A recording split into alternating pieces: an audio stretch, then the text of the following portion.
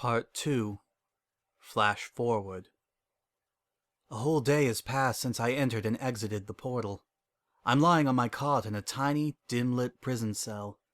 My eyes trace the edges of the ceiling as my chest slowly rises and falls. For the umpteenth time, I glance at my hooves, imagining them to be arms and hands instead. In my mind, I wonder if he is taking care of him, hugging him close like I did for those brief 30 minutes of heaven, telling him how much he cares for him on a daily basis. I try to think about giving Dreamy the horseshoe. I try to think about the genuine look of awe in his face.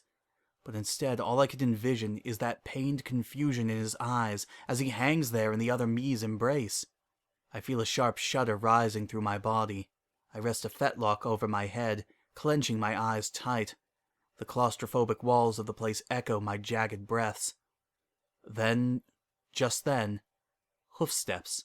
The door latch opens from the outside. Blearily, I look up. At the first shade of pink, I gasp, immediately hopping to my hooves. Ignoring the blood rushing to my skull, I bow low to the cold crystal floor. "At ease, Lieutenant," Princess Cadence says, standing in the doorway with a pair of guards. "I'm not shining armor." "With all due respect, Your Majesty," I slowly stand up, avoiding her gaze. "I'm not a lieutenant anymore." "That has yet to be decided," she said. "Shining Armor is still speaking with the Crystal Council. I had a long talk with him myself. I wouldn't give up on your future just yet." I fidget where I stand. "I do not understand, Your Highness." "Oh, I'm sure you do," the Alicorn says, gazing calmly at me with those majestic eyes. "I'm sure we both do." I shiver in a breath of confusion. She gazes quietly. Turning around, she speaks to her guards. "Leave us." They give her a worried look. "And close the door behind."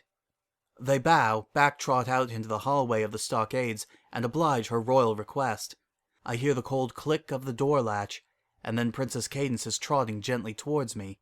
"Shining Armor sees most everything with military eyes," she says. "Which is understandable. It's his talent. His special gift, after all.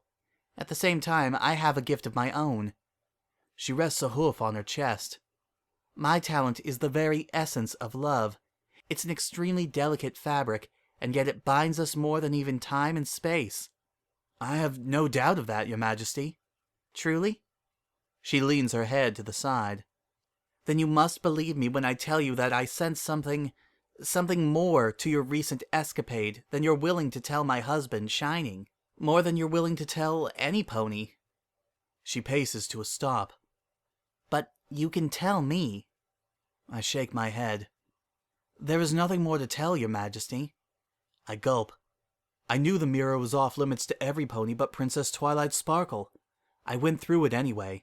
I disobeyed orders, and now I am being punished for it. Rightfully so. "Lieutenant," she says. "Flash Sentry."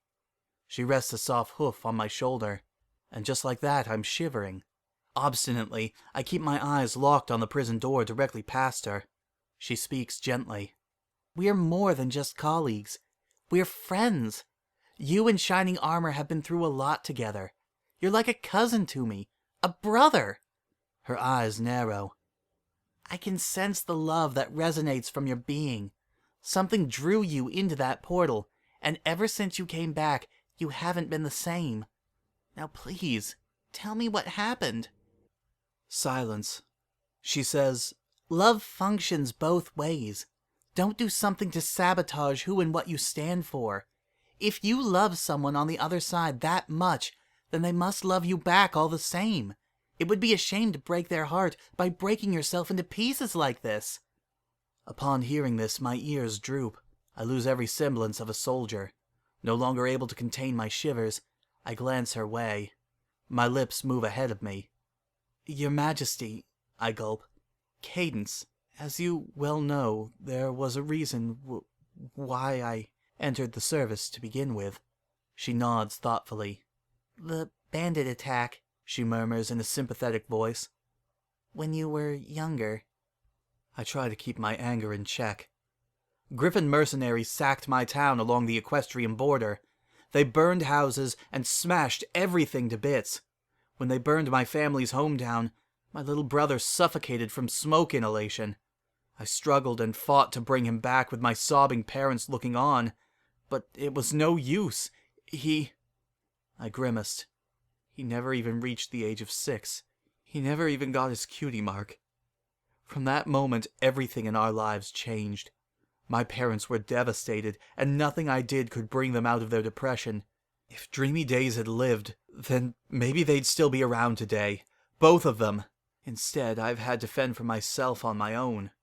Ultimately, I chose to become a member of the Royal Guard because I wanted to make the world safer for Equestria, so that mindless tragedies like mine wouldn't happen anymore.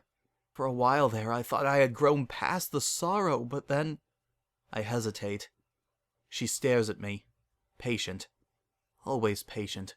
I buckle under the princess's gaze. When I found out 1.5 years ago that there was a world, another world, where there were copies of us, every one of us, and we could just enter that world through a simple portal, I swallowed hard. A world with no Griffin mercenaries? Her ears fold back as her eyes water. It isn't until my world fogs that I realize she's mimicking my expression. Frowning, I stare off into the wall, or at least try to. Your Highness, please understand. My voice is cracking already, but I soldier on. I take no pride in disobeying orders, nor in destroying the trust that you and the captain have placed in me. My nostrils flare. But I do not regret what I have done. Not even if it means restoring my commission would I go back in time and change my actions. I shudder. I broke the rules and statutes of the Royal Guard, but in doing so I had 30 minutes. Just 30 heavenly minutes with him, and I won't ever... Shh. Cadence squeezes my shoulder with a hoof. I rule over a kingdom by the power of love. Believe me, I understand the need to have closure. I clench my teeth tight. I don't know what you... Flash, she says. It's all right. Stop fretting about the future, and stop worrying about the past. She nods with an almost motherly smile. Do here and now what you could not afford to do when you were in front of Dreamy. I can't. I'm already imploding. Can't. You can, and you must, she said. Shining and I need our friend back, for he deserves to be loved too. I shut my eyes. My wings spread, but it makes no use. The fall has happened. Maybe Cadence catches me, maybe she doesn't. Gravity itself has dissolved, replaced by these tears, these sobs, and Dreamy Days' innocent smile waiting in the depths of it all. He's so happy. So alive and happy, I stammer, quivering all over. That should be enough. I should be glad for him, but why isn't it enough? Why can't I be happy with what I saw over there? Shh, it's okay, Flash. I miss him so much, I wail, howling muffled words into my forelimbs. Mom and Dad and Dreamy, I just saw him yesterday. I held him, listened to his laughter, and still I miss him. I shudder and howl. I let him go. This time, finally, I thought I let him go. Why does it still hurt? Why is it even worse than it was before? At last, I feel her nuzzling me. Through the tremors of my sobs, I forget the boundaries between us and surrender to her embrace. Her words are rich and sweet, rolling right through my shattered core like honey. You can never escape the pain of losing some pony you care for, Flash, she said, stroking my shoulders and neck. But the love you have for them is stronger and even more inescapable. Someday, I trust, you will find the warmth to be more cherishable than the void. I hiss through clenched teeth.